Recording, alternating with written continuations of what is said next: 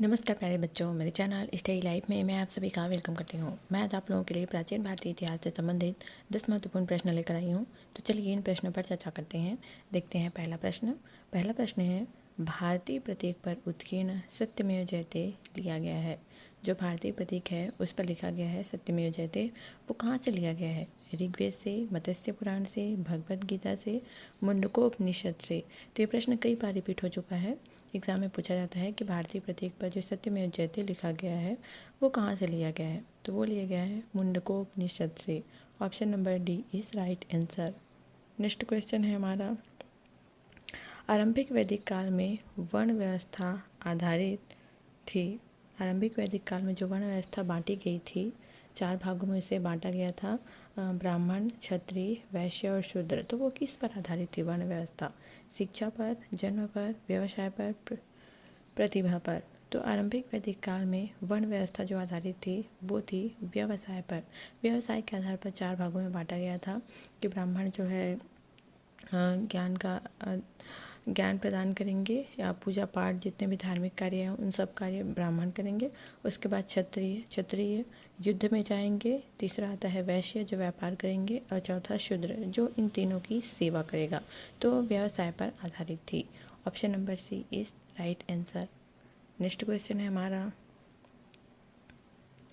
निम्नलिखित में से कौन सा अन्न मनुष्यों द्वारा सबसे पहले प्रयोग होने वालों में से था?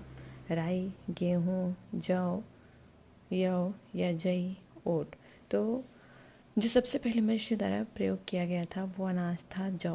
तो कई बार ऑप्शन में जौ नहीं दिया रहता, यव दिया रहता है। तो जौ और यव दोनों एक ही है, अलग नहीं है। तो आपको कंफ्यूज नहीं होना है। अगर ऑप्शन में जौ नहीं है तो यहाँ पे यव दिया रहेगा, तो यव ही इसका राइट आंसर होगा। मनुष्य द्वारा सबसे पहले प्रयोग में लाई गई जो फसल थी, अनाज थी, वो थी जौ। Option number C is right answer. Next है हमारा,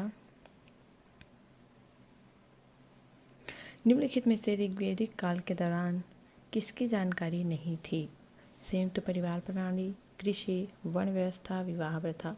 तो संयुक्त परिवार प्रणाली ये तो ऋग्वैद काल से चला आ रहा है। कृषि भी था और विवाह प्रथा भी थी, लेकिन वर्ण व्यवस्था उस समय लागू नहीं थी। वर्ण व्यवस्था जो है वो बाद में आई है। तो इसका राइट आंसर रहेगा ऑप्शन नंबर सी, वर्ण व्यवस्था, जाति नहीं थी। नेक्स्ट क्वेश्चन है हमारा,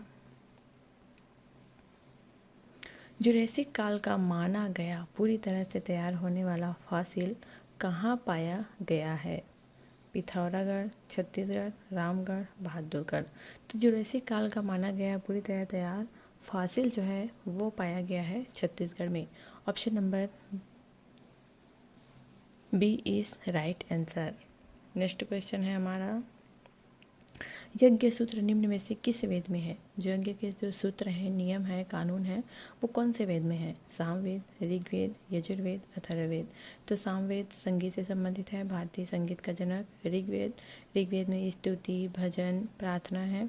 अथर्ववेद जादू टोना, तंत्र मंत्र से संबंधित है। और बच जाता है यजुर्वेद। तो यजुर्वेद जो है यज्ञ सूत्र है, यहीं से यज्ञ के समय जो मंत्र पढ़े जाते हैं, जो नियम है, वो उन सब का उल्लेख है यजुर्वेद में। Option number C is right answer. Next question है हमारा, निम्नलिखित में से कौन सी जनजातीय सभा जनजातीय सभा सामान्य रूप से जनजातीय सरदार मुखिया के चुनाव में शामिल होती थी? समिति, सभा, गण, विधाता। तो जनजातीय सभा सामान्य रूप से जनजाति जो मुखिया के चुनाव में शामिल होती थी उसे कहा जाता था समिति। Option number A is right answer. Next question है हमारा, सिंधु घाटी सभ्यता की लिपि कौन सी थी? जो सिंधु घाटी सभ्यता है उसकी लिपि कौन सी थी? खरोष्ठी, अज्ञात, ब्राह्मी, तमिल।